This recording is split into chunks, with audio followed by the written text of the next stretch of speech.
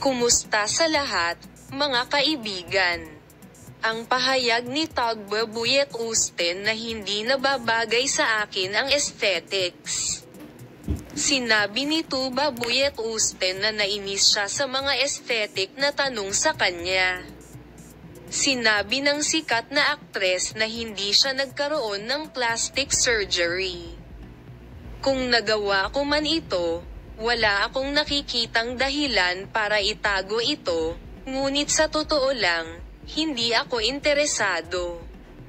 Hindi ito nababagay sa akin, kaya wala ito sa aking lugar ng interes, sabi niya. Si Tuba Buyet Usten ay lumabas sa harap ng kamera para sa bagong isyu ng LLLLLE magazine. Unawain kung ano ang gusto mong malaman tungkol sa sikat na aktor na nag-post sa iba't ibang mga makukulay na post.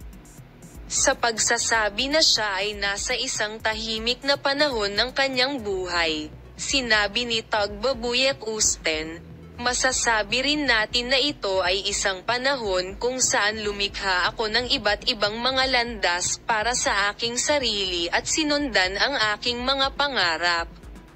Sinabi ng aktor, na bumida sa maraming pisikal na teatro at pelikula, na may espesyal na lugar sa kanya ang sinehan.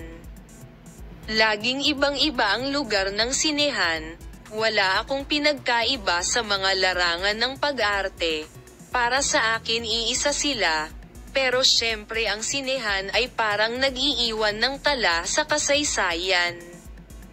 Ito ay kung paano ibinahagi ng aktres ang propesyonal na pananaw ni Tagba Buyet Usten sa kanyang mga tagahanga.